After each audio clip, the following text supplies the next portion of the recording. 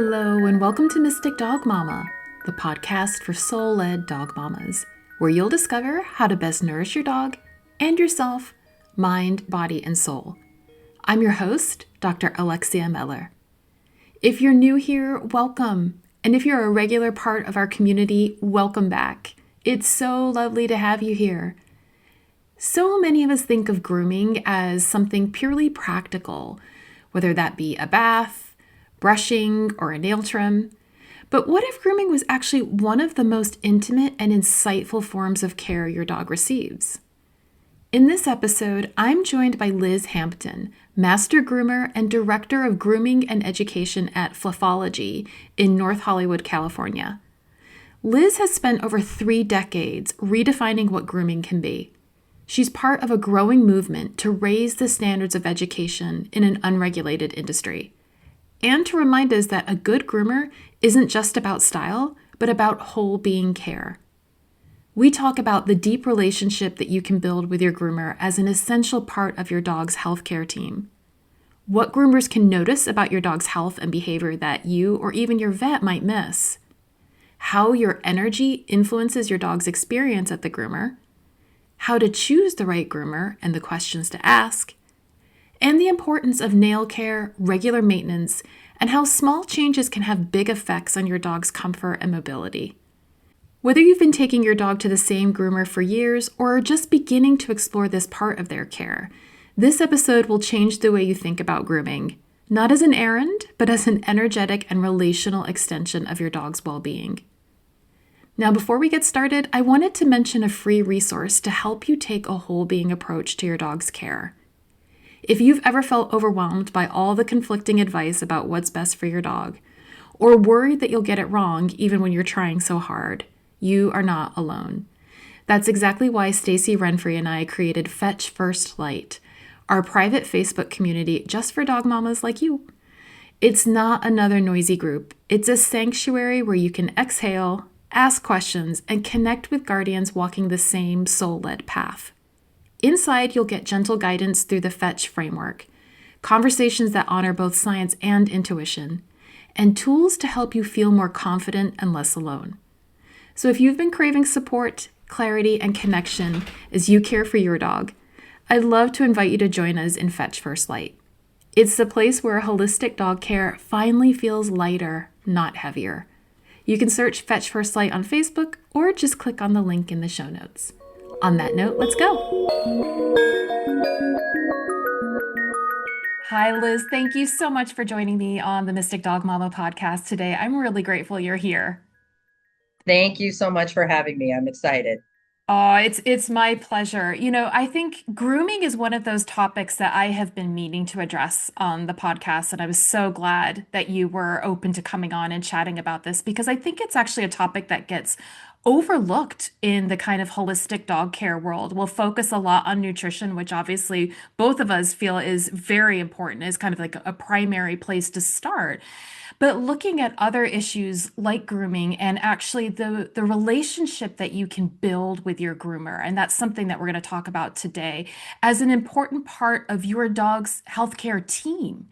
And the kinds of insights that you gain as a groomer about the dog's health, about their mental and emotional well-being, and all of that, that perhaps as guardians, we don't necessarily see, and certainly a lot of vets don't get to see, given the fact that they spend really short amounts of time with the dog. And you are blessed to be able to see the dogs regularly and hands-on for a longer period of time. So I thought it would be really beautiful to bring you and your wisdom and your expertise into this arena to help pet parents better understand how they can really work with you as a groomer in order to better support their dogs.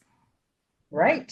We are a addition to their family in many, many ways. And I agree. I think it's really, as you said, it's just overlooked to a degree that the importance of having that relationship, because like you said, we see them far more than the vet ever does. And we see parts of them that the owner doesn't see unless they're really, really diligent. They're not necessarily going to see these spots, and or they just can't because the dog isn't necessarily as cooperative for them because it's mom or it's dad. So a lot of times we really have a benefit of our tools and our techniques to be able to really visually see things, as well as, like you said, building that relationship so that we can be an extension of the family and really let them know when we notice things. Because when we have that relationship, we do. We notice it, we see it, we care, and it's important to us to be an asset by being an advocate for things that we see that maybe mom and dad don't see, or the vet may have missed, or they just didn't see.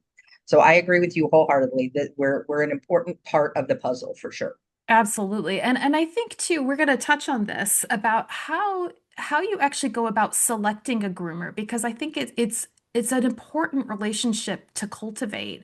And I wondered if actually we could kind of go back to the beginning because you have an interesting journey into all of this that I think would be helpful for listeners to understand how did you get into grooming in the first place? What was that journey like?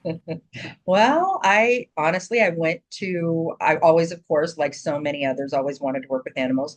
I grew up with livestock a lot. We didn't have a lot of domestic animals. We didn't have cats and dogs very much, but we did have livestock.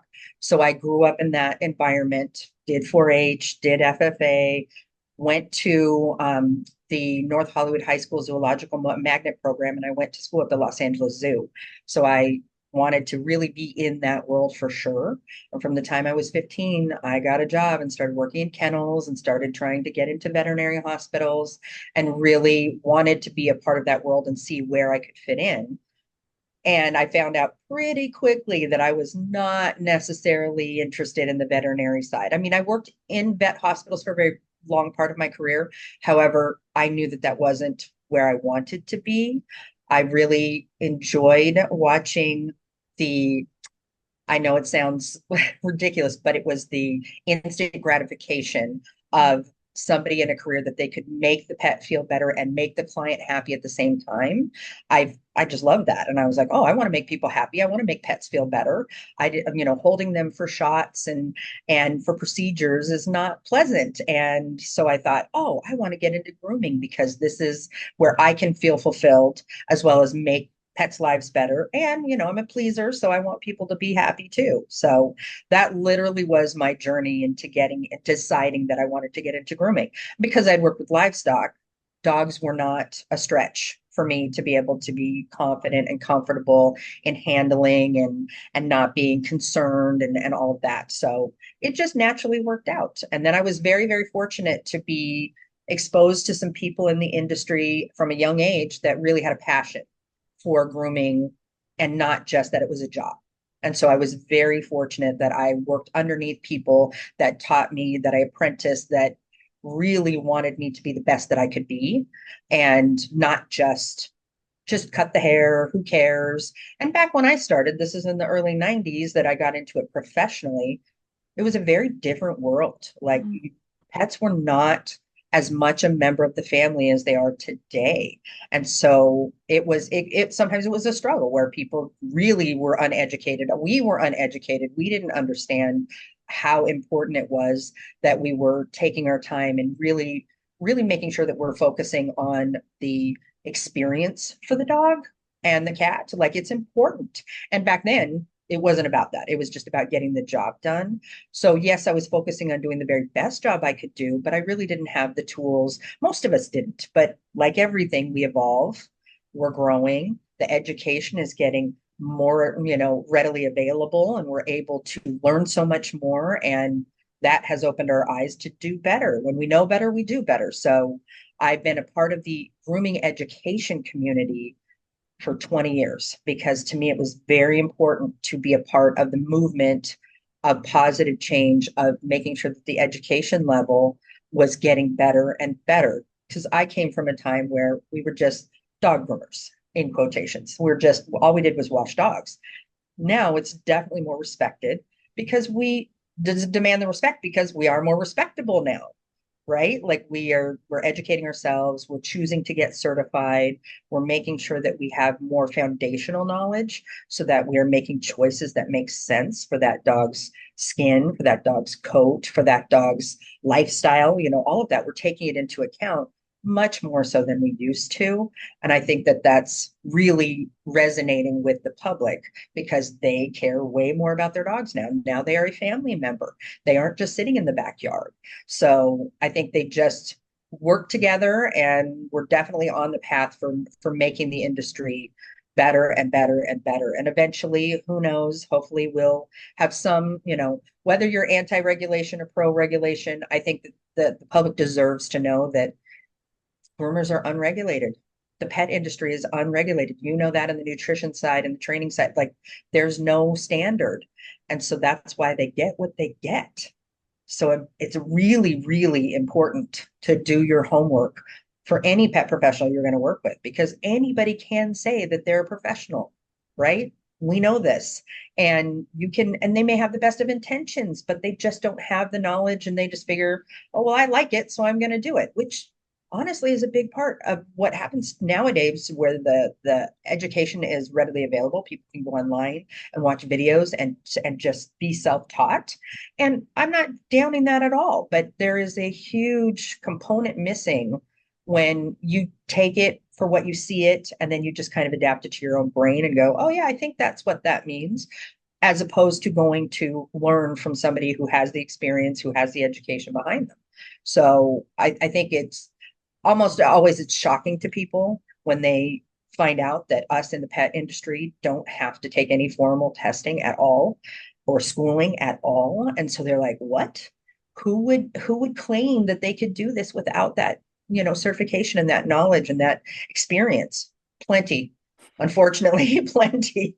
So for me, I think being certified and making sure that I am the I'm the best educated professional I can be, really is me trying to, number one, give myself confidence in the choices that I make and what I teach, as well as lends credibility to the fact that I do take this seriously. This is not just a job for me. It's a passion and it's a career. And if I'm going to do it, I want to do it right. I want to do what's best for everybody.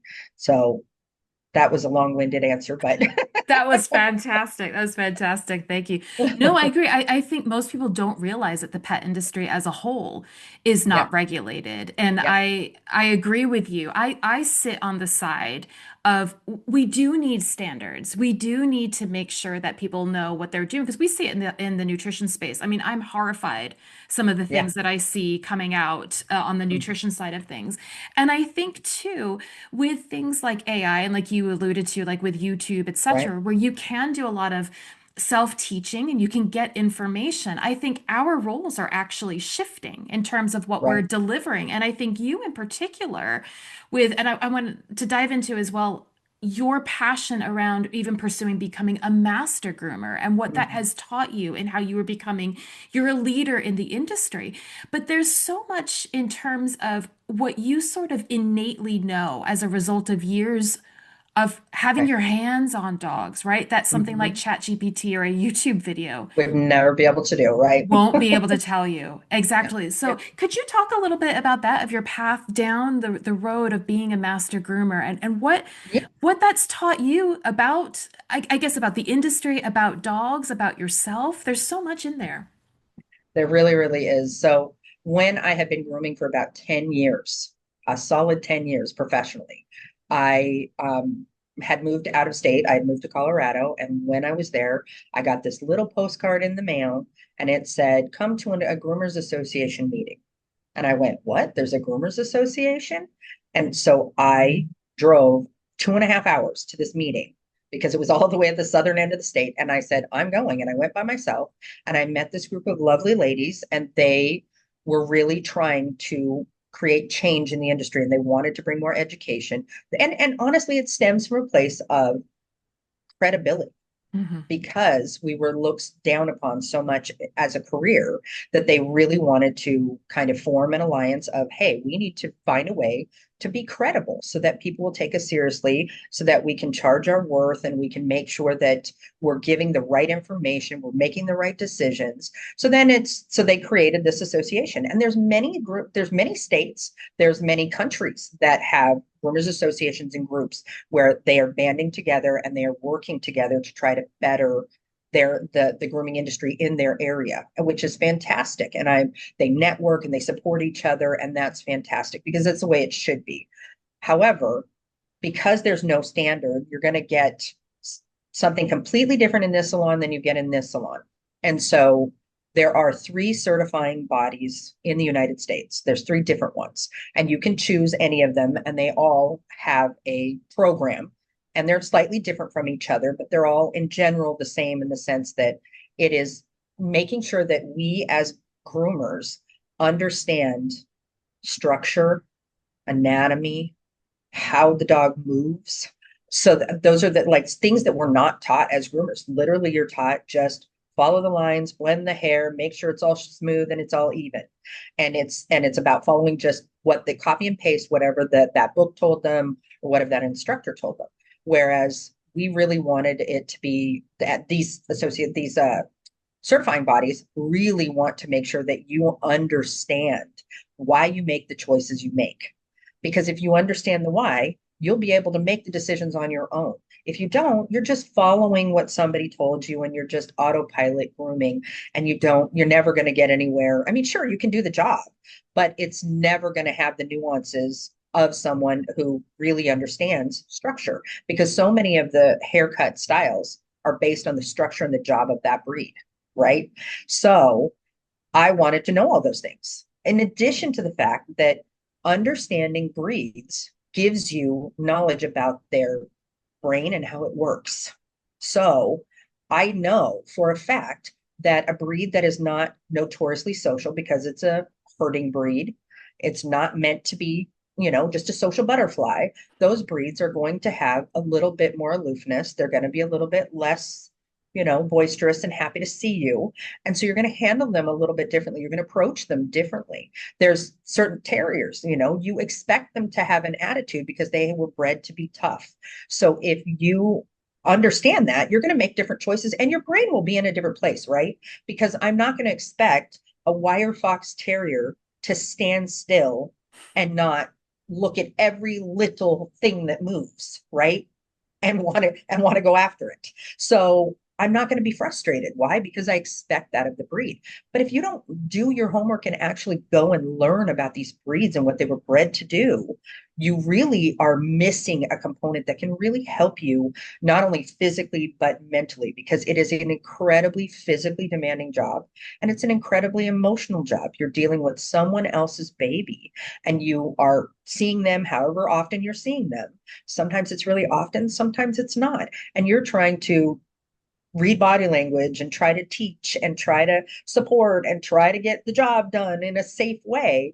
And it's not always easy, but it's definitely easier when you understand the breed. So I think that's the biggest foundation in getting certified is that you have to understand dogs better. And I think that's a really big, important part of our job because yes, you can be dominant. You can just demand that the dog is going to listen to you and you can force things, but it will never, ever lead to a positive experience and you're going to be frustrated and the risk of injury goes way up. It's just not the best way to do it. And we want to find better ways of doing it. So during this journey of getting certified, that was the biggest takeaway for me was I started really understanding breeds better.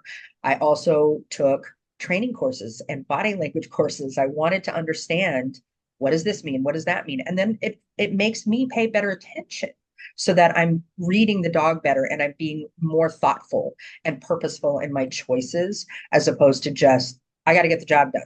And one thing that we know is that most jobs are a numbers game, right? Grooming is it's a numbers game. So volume is the way to make money, right? However, if you really love what you do and you really want to do the best that you can for the dog alone, you're going to work smarter. You're not going to work harder. You're going to find a way to build your business plan so that you can accommodate situations because every single appointment, and that's something that I think the public really does not have a handle on. Every single appointment is unique. Even with the same dog, with the same stylist, every single appointment will be different. And they all think, I think in general, the public just goes, oh, my dog's used to being groomed. He's fine. The groomer's always said he did fine. That isn't necessarily the case. And each time that coat will be in a different state. they're medically changing rapidly, right? They grow so fast and they change so quickly. Their coat is going along with them, their body, their medical needs, everything's changing. And so we can't replicate a haircut perfectly every single time. We just can't. There, because the dog is not the same. It maybe it's laying on one side more than another and it's breaking hair on this side. So now it's going to look a little bit different. So there's expectations that we can just copy and paste and do the same thing, but we can't always. So there's little nuances in there. But if you're not taking the time to educate yourself as a groomer and go through this process of understanding how to work with the coat properly, what products make, are going to do better things for different coat types, different tools and techniques, because there are definitely, there's so many different ways of doing one job, but there is that dog just does better with that process and that dog does better with that process. So you have to find the mental confidence to be able to make those choices. And you can't if you really don't understand. And so I think the biggest takeaway from getting certified was I had such a better understanding of my choices and what I was doing so that I can make better ones, which then, of course, just spurred me on to want more. Right. So I can keep getting more knowledge and I can keep getting down to the nuances. And we talked about it. They like teach you things like, back in the day, we used to cut dogs really, really short because the owner wanted the haircut to last as long as possible. But once you start understanding skin and the science of it and how coat works, you start realizing that you're causing damage. And so then you educate mom and you educate dad and say, man, we really have to make better choices here. And yes, I get that you like that it lasts a really long time, but ultimately, I really want to protect your dog's skin. And you live a lifestyle that you go out in the elements, and I need your dog to be able to protect itself. But I wouldn't have known that had I not chosen to go get that education. And so many groomers don't know it. And it's not because necessarily they don't want to know. Maybe they don't realize that there's other options out there, even though that's hard in this day and age to not know. But I think that it really, really is something that we need to continue to push in our industry is education, education, education. Just make sure that you're open to growing, open to seeing what you can, learn in this situation. There's so many different nuances in the pet industry that maybe you're a groomer for a long time and you get burnt out on it and you don't like it anymore, but you can transition into maybe some of the more holistics where you're like, hey, I really want to understand the science of skin. I really want to understand how to take care of them from the inside out. Whatever. There's so many opportunities out there. And I love all of it. So I want to know a little bit about everything. So again, like we had talked about, nutrition plays a giant role in my job. So one of the first things we do if we're seeing skin issues is we talk diet because we want to know what are they eating or what are they potentially missing so that we can help them so that their skin is healthier. It's so important. And if it's not, it makes my job harder. So, we care. We want them to be healthy. We want them to be here as long as possible and have the best life they can have. They deserve it. And so for us, and for me, I really wanted to be able to make decisions with knowledge and confidence. And so that's what becoming certified really did for me. And yeah, it's a piece of paper. You can argue that. Lots of people will say that about certifications. And you're right. It is only as good as the knowledge behind it, right? So you have to do some due diligence on your own part. You have to study. You can't cheat. You got to make sure you're really educating yourself. So for me, it was a big turning point in my career. It changed how I groomed dogs completely. And I started seeing them completely different, started handling them completely different. And I think that really helped me find much more peace in my process because it can be a very challenging job. And the smallest of dogs can give you the biggest of arguments and really physically hurt you and really, make your job very difficult. And you're trying to do the best you can. And this little guy is like, no, not today. You're like, I'm doing the best I can. But yeah, so certifying, and then it also it pushed me into wanting to compete in grooming because then I really wanted to test my skills. I am by nature a fairly competitive person. However, I'm also very, very insecure and was like, there's no way I'm ever going to win an award. There's no way. But if all I can do is get better and get good critiques, that that's enough for me. I'll be good. But I was very fortunate. I was able to place and win every competition I've ever entered. I at least placed. So, and I competed for 6 years. I loved it. it really changed again. That style of grooming is so meticulous and detailed that you just become a better stylist at that point because you know those tricks of being able to put the coat where you need to and manipulate it a little bit more, and the nuance of balance and how a person sees a dog, because I see it very differently than maybe you would see it. And I understand where to place the line on the dog to draw the eye to the right place so that the dog looks balanced, even if its conformation isn't the best. So little things like that that then challenge me and make me still stay excited in my career because I want to be able to do those challenges and make those things look better and be proud, right? And make an owner just feel thrilled about how their dog looks when it's just little details. Being a master groomer, I say this all the time when I teach classes. It does not mean that I am a better groomer than anyone else. It really doesn't. It just means I have more tricks. I have more little tips, and that's it. That's all it is that I can hide my mistakes better because I know how to. I absolutely can. And I know those little things that other groomers may not know. That's all. And, I encourage any groomer out there to get yourself into trade shows, make sure you're going and educating yourself, even if you don't want to get certified, which I encourage you to do it anyways. Get certified. It's going to come down the pipeline eventually. I don't care what country you're in, they're going to form some regulation. It's going to happen. Our pets are too important. They just are. And get on board, get early education, and then you're not going to be left in the dust. You're not going to have any issues because you've already taken tests. You've already proven you know how to handle safely. You get those things. So that's my 2 cents on it. But I'm really glad and grateful that I had chosen to go down that path. I sacrificed a lot. It's expensive. It takes time. I was very fortunate. I had built great relationships with clients that trusted me enough to use their dogs to be able to do tests on and travel with them. I've always been very fortunate to have the best clients in the world.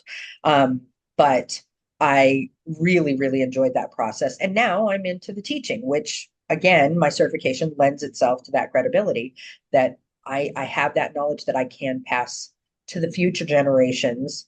And I love it. I absolutely love helping them and opening their eyes and explaining things. And nothing is, I swear, I know it's ridiculous, but nothing is as rewarding as walking in to help a stylist with their dog. And as soon as I put my hands on the dog relaxes. And they go, "How did you do that?" I go, "Because I'm fine up here." Right. Because I know what I'm going to do and I know why I'm doing it. And so there's no forcing involved. It's just a very beautiful relationship because they trust and they feel it. And I love that about them. It makes me happy. Oh, I love that so much, Liz. And I love too that you brought it around to relationship and trust with yourself and with the dog. And I think that's important in absolutely everything that we're doing. But Right. I think this leads well as well to what I would love for you to talk about as well in terms of how do guardians go about finding that kind of a relationship with their own groomer? What kinds of questions should they be asking? What should they be looking for? Because most of us have no idea. Beyond asking for certifications, Right. how is that person actually going to engage with my dog? And especially this Right. audience, we got a lot of special needs dogs. We got a lot of Right. dogs with Absolutely. challenges. And I know Yeah. for myself, like I don't take Lucky to a groomer because Yeah. he's so traumatized by just Yeah. life that Yeah. that's another thing I don't want to add on. But if I knew better things to ask and to look for, that might be an easier Right. experience for me to prep him for as well. So could you Sure. talk about some top things that guardians might want to consider when looking for a groomer? Absolutely. I think the biggest piece of advice I can give you, number one, always trust your intuition. Always. Whether it's over the phone, whether it's looking at a website or it's going in person, trust your intuition. If you do not get a good feeling, walk away. It's not for you. Trust your gut. Your gut will not lie to you. I am a firm believer in that.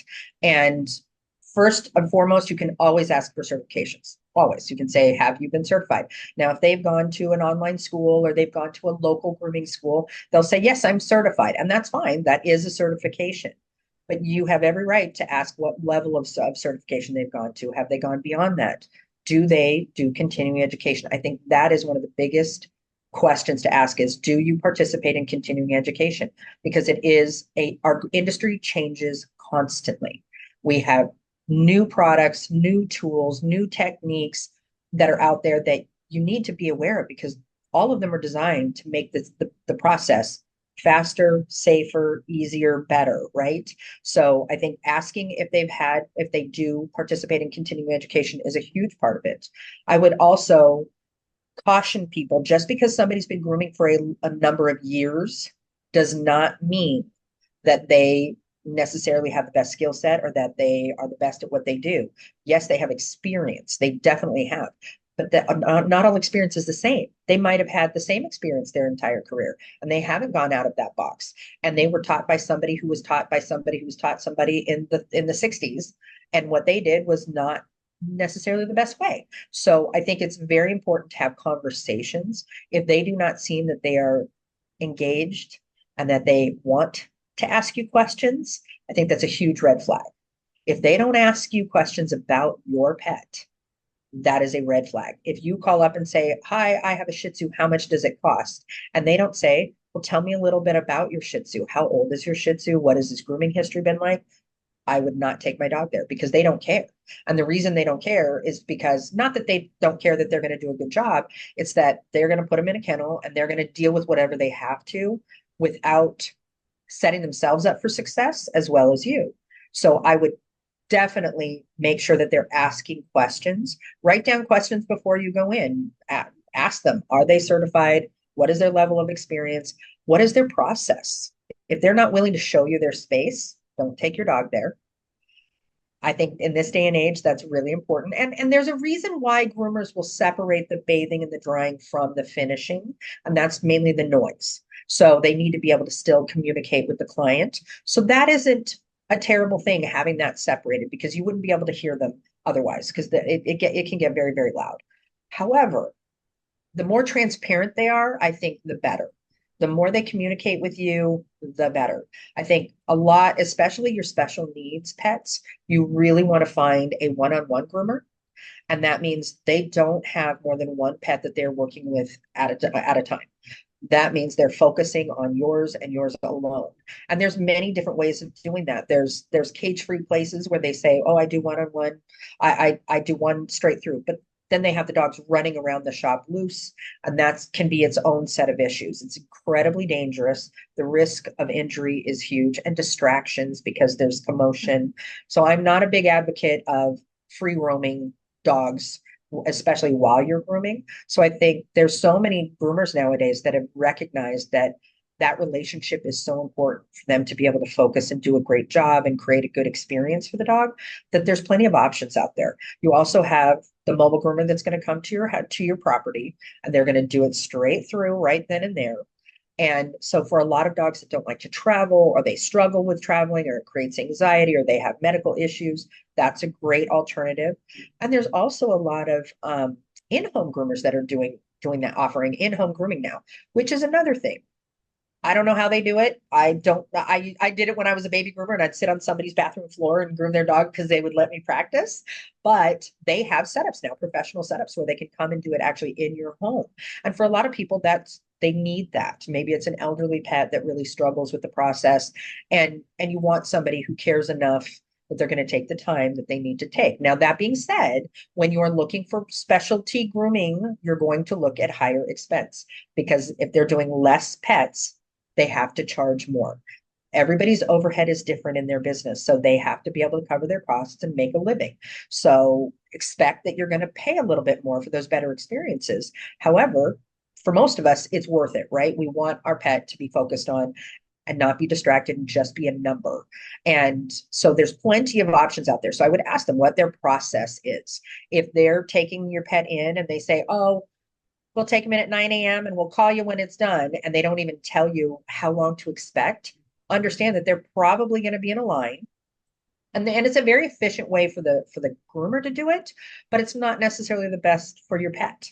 If your pet doesn't like to be in a kennel, or your pet doesn't want to be away from you, which they never do, then that's not an ideal situation because they're going to sit there all day. And for other people, maybe that's just best for their lifestyle that their pet is gone for many, many hours so that they can get things done or go to work or whatever.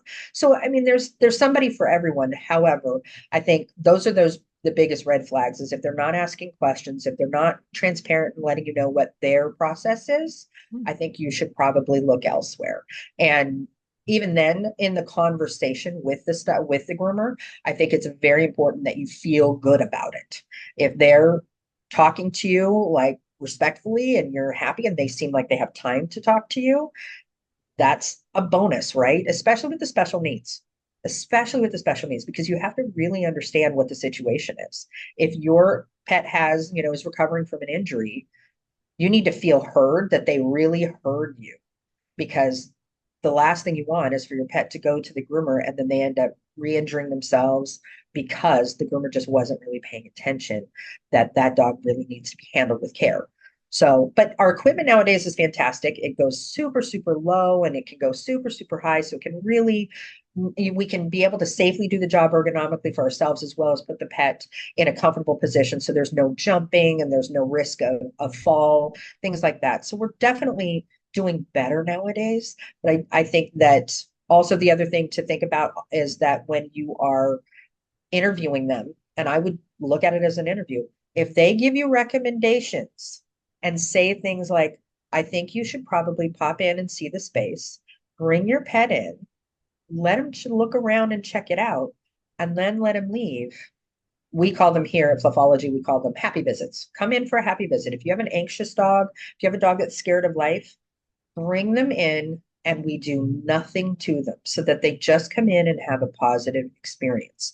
And sometimes that is a matter of just literally taking a seat and sitting down and chatting it up with whoever, and until you watch your dog settle down. And as soon as they settle down, go, okay, great, let's go.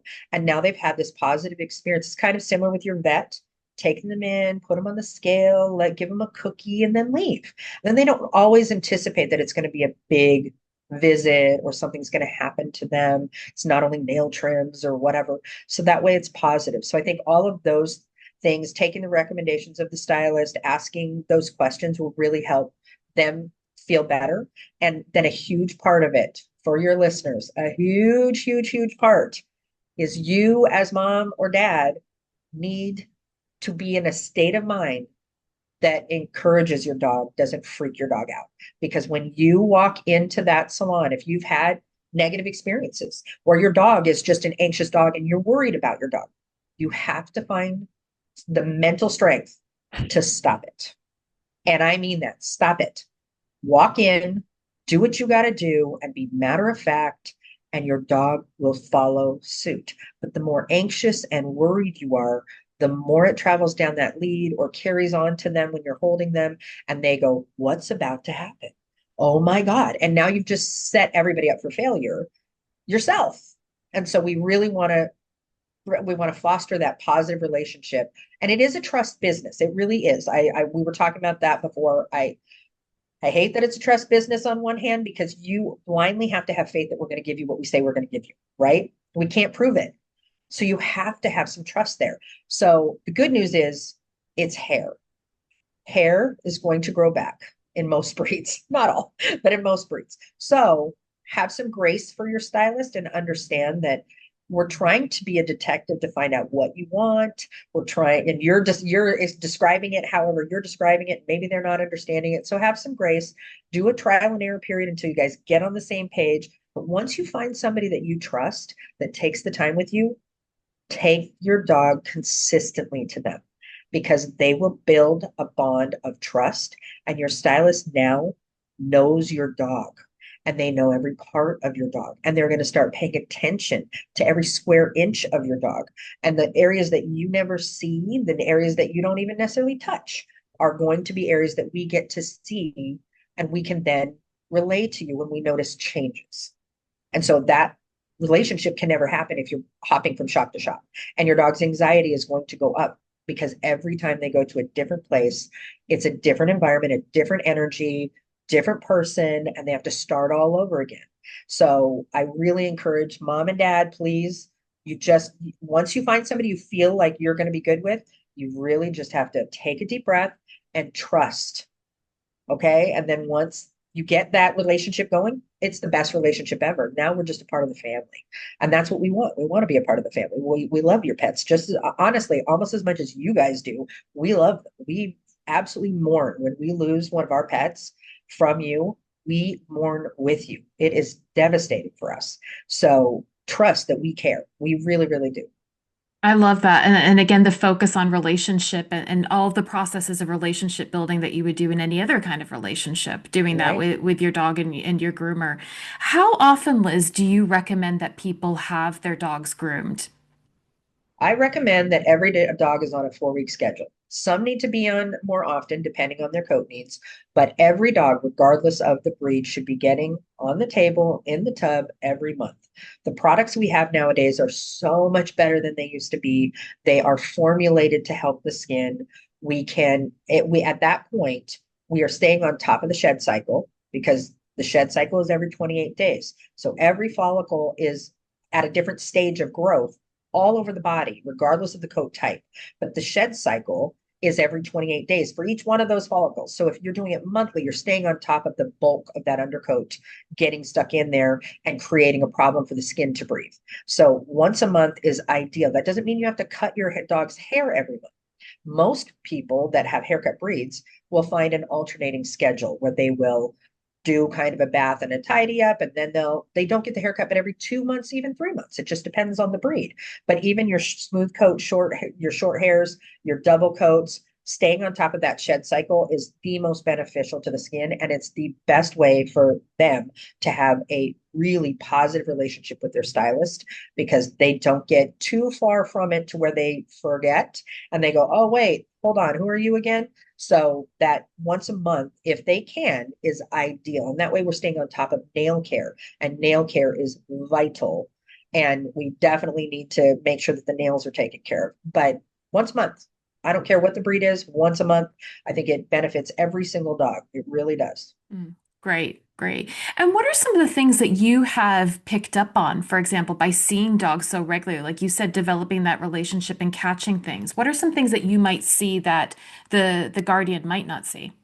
I will tell you, and I've been in the industry for 33 years now, and I couldn't even tell you how many times we found cancer. Cannot even tell you. We find it all the time and we recognize it. And the reason why we do, and it's not that we know that it's cancer right off the bat, but the reason why we know it is because we see more dogs. Think about it. The average groomer does anywhere from 4 to 6 dogs on average, but some do 8, some do 10. But think about it. If I'm doing 6 dogs a day, 5 days a week, and I'm seeing different dogs from different lifestyles, from different walks of life, different breeds, and I'm here, I send this client to the vet and go, hey, I found this growth that was not there last month. That was not there. And they go, oh, they didn't even notice it. I had one client many, many years ago. It was inside the ear. And as soon as I'm cleaning the ears and I see this growth, I went, that was not there last month. And I have had another client that had one that looked almost identical, and it turned out it was cancer. So I immediately tell them, and they go, we're taking to the vet. It was cancer. They got it taken care of, and their pup was fine.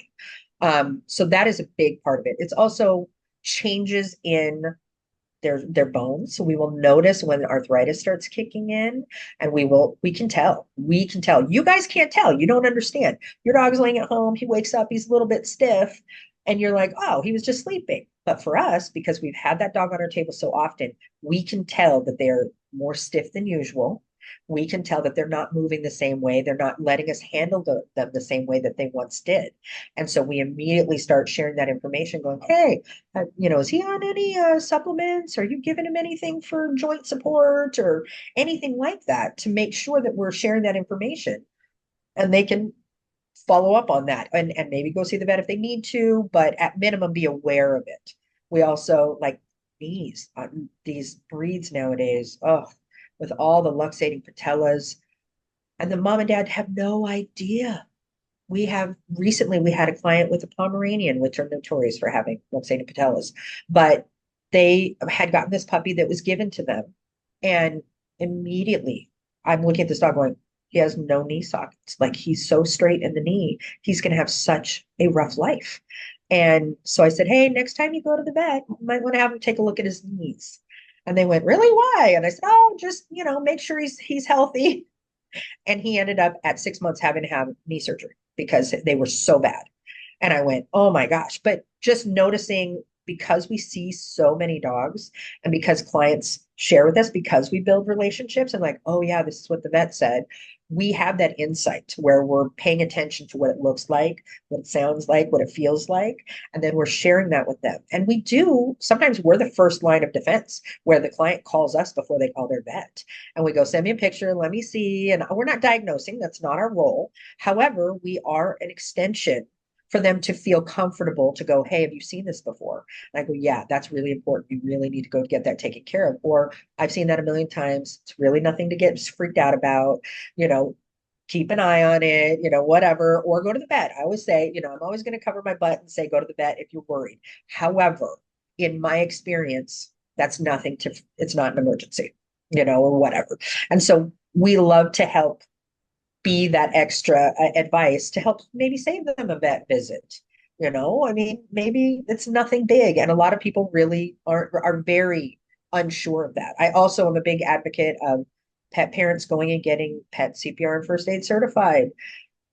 It's amazing when you can, do these little things at home. You never know what could happen. And all of us, I've been certified my entire career. I go every 2 years and get recertified because it's so important that we have that skill to be able to recognize an emergency and be able to act upon it without panicking, because it can make all the difference in a pet's life. So I'm a big advocate of that. But Yeah, yeah, that I think that we definitely can help. Like I had a dog once that came in and I put him in the bathtub and I immediately noticed his color was not good. And I'd groomed him several times without issue. And I went, something is going on with this dog. And so I called mom and dad immediately. Like I hadn't even finished the bath. And I said, something's going on. His color does not look good. And I think you need to come and get him right now and take him to the doctor. And they're like, what are you talking about? And he turns out he had a tumor that was putting pressure on his trachea. And so when he got excited, he's not getting enough air.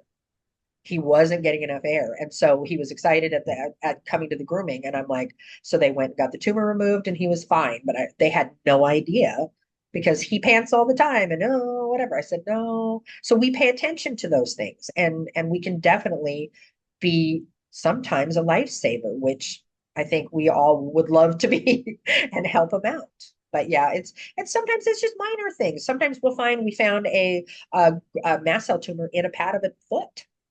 That this dog was a hairy dog, so you wouldn't have known it. But we clip all the hair out, and we see that, and it's a suspicious looking growth, and go, hey, there's no way mom saw that. There's no way dad saw that. And they take him in and they get it taken care of. So it's things like that I think we can really assist the families in showing them and telling them these things. Same as preventing ear infections. We can tell when they're about to start. We can smell it and we can feel it and we can see it and we go, keep an eye on these ears.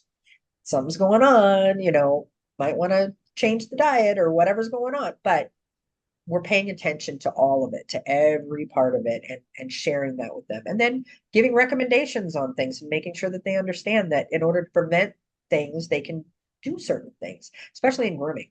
In grooming, there's so much that's preventable if we just, share with our clients and educate them and give them their options. hmm exactly. So, what would be some things that are preventable that maybe pet parents can be aware of?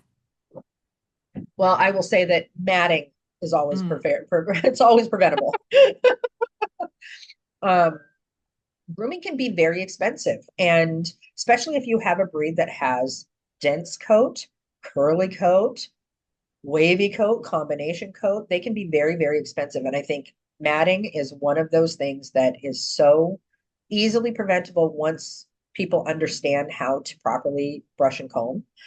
It's no big deal. And or just, I always say, look, if you don't want to brush and comb at home, that's fine. We'll do it for you, but you got to bring them in often enough so that we can prevent the matting, because really the only way to get serious mats out is with brute force or cutting underneath them. That's the only way you can get rid of them. So the pain that the dog has to go through to be dematted is just so preventable. It's very frustrating on our end Mm. because I don't expect pet parents to go out and do tons of homework on how to maintain their pets at home.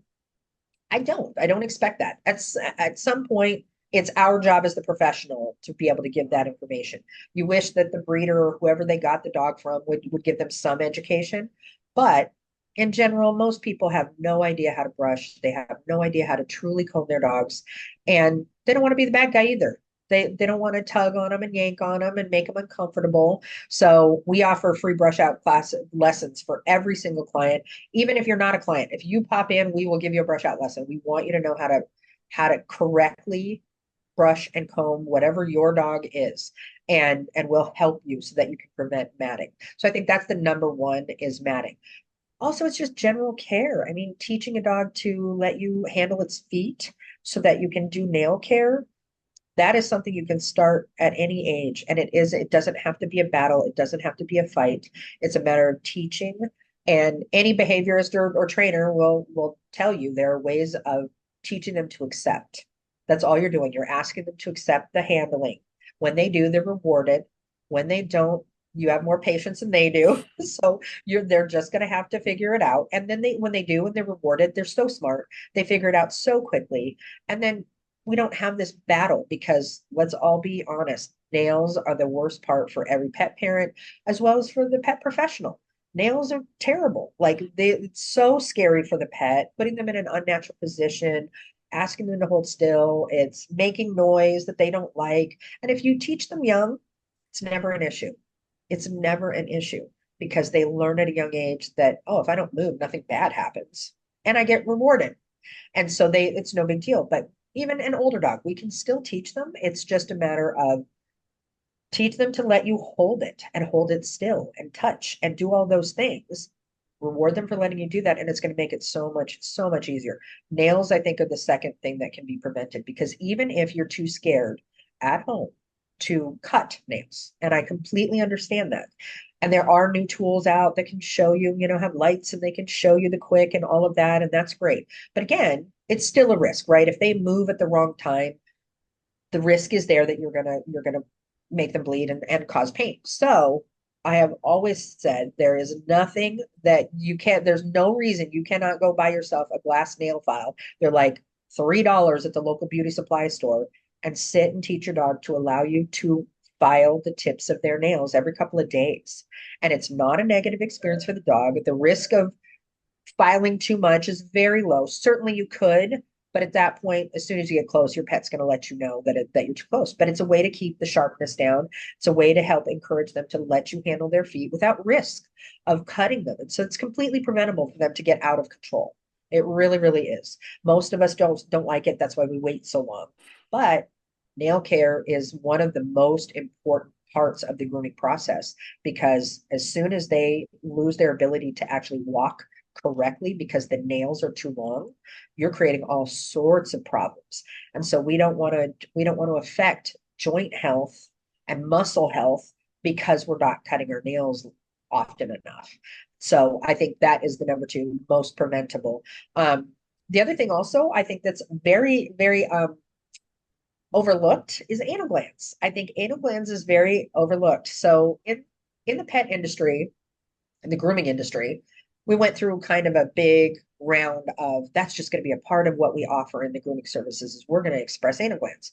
I remember when they started telling us, I had been grooming for a while before they started telling us we were going to do that. And I'm like, what are you talking about? Why are we doing this? Like, this is disgusting. And it's like, what benefit is this? I don't understand it. And so then when I talked to the vet and said, how do glands work? Why do we need to express them? Why do you need to express them? Like, what's going on?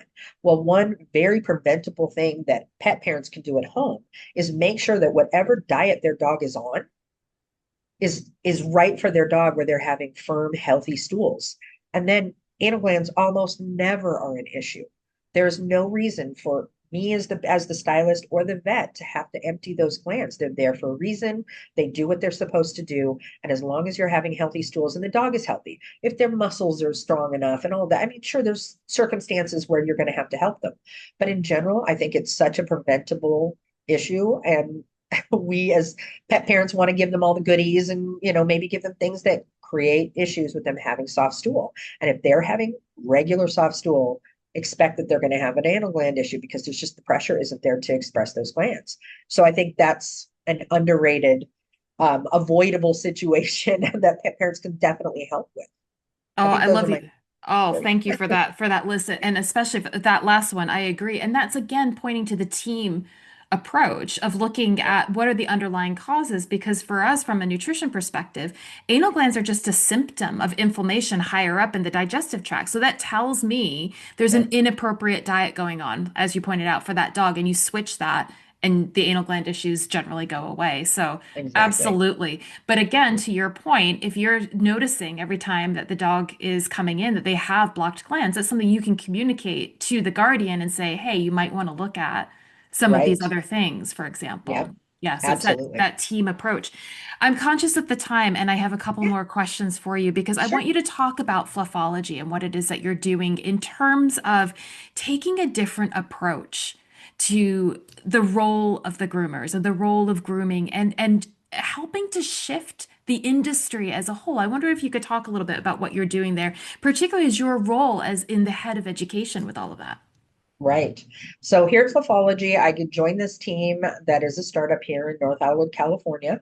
And I really was excited about coming in and teaching the groomers because that is my passion is teaching the grooming. So I was brought on as the director of grooming and education, and my role was to help set up the grooming department and help train the stylists and then be a support to the stylists. So I've been a part of it since almost day one. And so the design here at Fluffology is that each stylist works by themselves in a private suite. So in each suite, it's completely all included. They've got their tub, they have their dryers, they have their table, they have their workstation. Everything is done in that room. The front of the room is glass so that anybody from the front can see all the way to the back of the suite. So they watch the entire process if they choose to, because transparency, I think, is missing in our industry in a large way. You know, we've seen negative social medias and posts for good reason. I mean, there's a lot of abuse that goes on behind the scenes, and I really believe that that's just straight from a lack of education. They don't understand, so then they get frustrated and they end up making bad choices. So for us, we really wanted to make sure that we were totally upfront with the client. And that came from not only the visible part where they can watch the process, but we also wanted it to be that relationship because in my history as owning my own businesses, I made sure that I fostered very strong relationships with my clients so that it was they trusted me and they knew that I had their best interest and their pet's best interest at the forefront. And so I made sure she understood as the owner that this was my goal was to make sure that each stylist had a relationship with each client that they worked with. So every time you bring a dog in to Fluffology, you're going to get the exact same stylist every single time. You're not going to, and there's nobody else in that room. There's nothing else going on. They cannot see from room to room, so they can't see other dogs. So they can't hear other dogs. It's totally enclosed. However, it's a nice big open space with tall ceilings, so it doesn't feel small. It's very bright.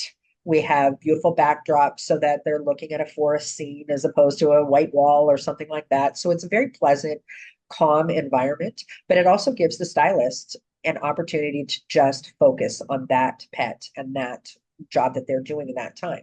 So they do their own consults with their clients. They talk to them and give them recommendations afterwards and let them know how the appointment went. They make sure that they're setting them up for success. So it's very customized for each client so that they feel like they have a say and they get to talk to their stylist directly. There's no middleman. They don't have to worry about that. It's not somebody on the phone and then they get shuffled off. It's all very, very much connected. So they know exactly who it is. So then they build that relationship and they can communicate. Say they didn't like the haircut last time and they want it differently. They feel comfortable to be able to talk to that stylist because they built that relationship. So that's a huge part of it. And that is a big, that is a very different approach in our industry. That is not standard. In general, half the job is usually behind closed doors where people don't know what's going on. And there's usually a middleman and a receptionist that does all of the intake and then they do the outtake. And you really don't have that connection with the stylist. And you're missing that because there's things that you need to be able to say and feel heard. And I think that it's important that you feel good when you drop your dog off. And so that was our goal. And in addition to that, I educate the snot out of these stylists so that they understand what products to use when, why. Everything is about the whys so that they understand the choices they're making and then they relay everything to the client. So if they find anything, they're going to tell them. If they're even if it's behavior, sometimes it's behavior. And they'll say, "Hey, I don't know what's going on. Is there something going on? I think she was having a rough day today. She was definitely acting more anxious than usual, or whatever it was."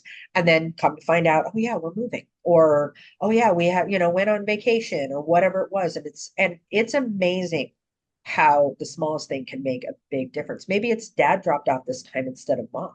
And there can be a very different conversation going on that time. And you're like, whoa, that was different. Sometimes for the good and sometimes not. I mean, it just depends.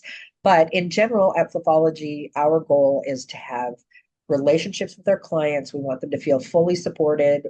We want the stylists to make sure that they are relaying any advice that they have so they can, like I said, talking about internally, we offer one single ingredient supplements and treats here so that we can make sure we're pushing them to something that makes sense for them. So we know that omega-3s and omega-6s are so important for skin health.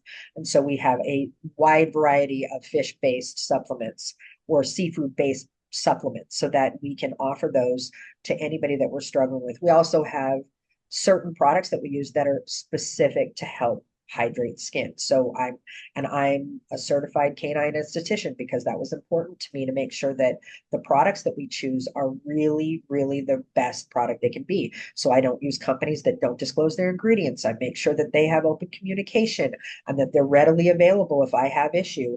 I want to make sure that I'm choosing companies because, like we said, pet industry is completely unregulated. The shampoo that the vet brings in, those shampoos are completely unregulated. People don't understand that. And if you read the labels on some of these things, you would be shocked. You would be shocked. Like half the ingredients I used to use, you were supposed to wear gloves. And I'm like, if I have to wear gloves, what the heck is it doing to the dog's skin? Like, seriously. So we just got away from all of that and we make sure that every choice is purposeful and we communicate that. We also do all-inclusive pricing. So that means when the client comes in, instead of like your big box stores where they can a la carte each part of the process, we're going to do absolutely every part of it that is best for your dog. You're not going to pay extra for that. I don't think you, as the pet parent, have the knowledge to be able to make the choices of what we shouldn't be doing. If we feel your dog needs a D-shed, it's getting a D-shed because that's included, because that's where we're at. So instead of putting that on the client and saying, hey, this is about the money or this is about what you want or don't want. No, we know what's best. So trust us that we know what's best for your pet and we will do the best we can for them. If they have skin sensitivities, we have a whole line of products to make sure that we are not going to aggravate that skin in any shape or form. And then we're going to give advice and make sure that we're pushing them towards better health. We also recommend nutrition classes. We tell them all you need to take nutrition classes. If you're at all interested in cooking for your pet or maybe optimizing their food, you really need to understand nutrition and their nutritional needs because they're all different. And we use that, you just use the analogy of people. I can eat, salads all day long and still gain weight. And you can eat McDonald's all day and not gain weight. Like everybody is different and dogs are exactly the same. They all have different needs. And so it's important that we're paying attention. So for us, it's about that communication. It's about that level of trust. Here at Fluffology, we want everybody to feel supported and taken care of and that we're here for them.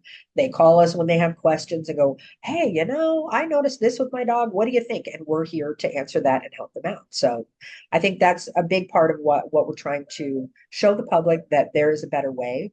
And that way, hopefully, the industry follows suit and continues to grow in this positive direction of we need to do better for them. We just do. The client deserves a better experience because the client is the one paying the bill, but the pet definitely deserves a better experience where they feel supported and they feel happy that they're there. They feel good when they leave. It's not scary. It's not forced. And I think that is a big part of it. It's making sure that they learn to trust, and you can do that easily if you have the time to do it. So you got to find a place that doesn't do high volume. High volume is never going to have that experience for your pet, unfortunately. Oh, I love that. And I think, Liz, you're pointing to something that is at the core of how I operate as a holistic canine nutrition consultant. And as the kind of co-founder of Learn Fetch with Stacey Renfrey, where we're seeing and we're helping to catalyze, along with other people like you, this paradigm shift in how we are engaging with our dogs and Right, how ultimately that is also about engaging with ourselves differently. There's such an invitation, there's such a gateway for us to really ask these bigger questions about how we see ourselves as stewards of these mhm, beautiful creatures and stewards of the right, planet and how we're caring for ourselves as well. And it's yeah, exciting to be at the kind of the precipice of these changes that you can say, like you pointed to. I mean, within like 30 years, what has changed in the way that right, we are engaging with dogs in our lives and the wider industry, and then how you see pet parents demanding better and how right. that's creating the change as well. It's very, very exciting. So I have It just is. I loved agree. this. I have loved I all this agree. today because it's more than just grooming. It's more than just nutrition. Like It is. it is massive paradigm shifting. It's great. I agree. And it's all in a positive direction, and I'm excited about it. Yeah, it's really wonderful. I have one last question for you, if you'll Yes. allow me to Yeah. ask you Yeah. this. This is a personal one for you. And Okay. it's you can reflect on your own animals or the dogs that you have engaged with throughout your career. At Mystic Dog Mama, we always look at that kind of relationship of the way that dogs are mirrors for us in many different ways and how they are inviting us on that deeper journey. And I wondered what you feel dogs have taught you about what it means to be human. Oh, that we need to be better. We need to be better. They are absolutely such a blessing. They are so like there's something about a pet, and it's not just dogs, cats as well, but they absolutely give and give and give. And they want us near them and they give us so much love that I think so many people, we just don't deserve it. I swear, but they're so much better than we are. They just are. I mean, it's very simple for them. And I think we could take a page from that and just do better because they are just better than us. They love and they love. And there's no, they're not, I mean, I know people can say that some dogs hold a grudge and they do, but I just don't think so. I think they love us and they want to be near us and they want to support us. They care about us. I mean, God, my husband had a service dog for 12 years, and watching that dog take care of him and was just, and it was one of those organically, she naturally did it, and then he went out and had her train for it because she naturally did it because of the bond, and the bond is so intense for them that they pick up on these subtlest changes and they know when we need them. And if we could just take a page out of their book and treat each other like that, I think we would Mhm. all be better off. So that's, I just think that they deserve the best, and we don't deserve the most of the time. But I think their capacity to just love us unconditionally is just incredible, Oh, that's incredible, amazing. and forgive us, right? Like they just forgive us when we make mistakes, and we're like, oh man, they're like, it's okay. And I'm like, man, we should be much more like that, in my opinion.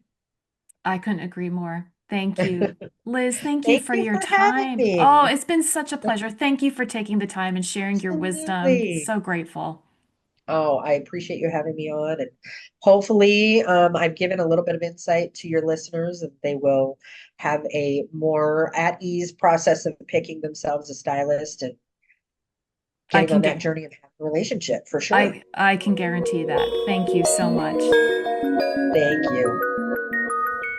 Thank you so much for joining me for my conversation with Master Groomer Liz Hampton. I hope you found this helpful in how you consider your groomer as an extension of your dog's healthcare team. If you'd like to connect with Liz and learn more about Fluffology, visit fluffology.com. I've left this link in the show notes.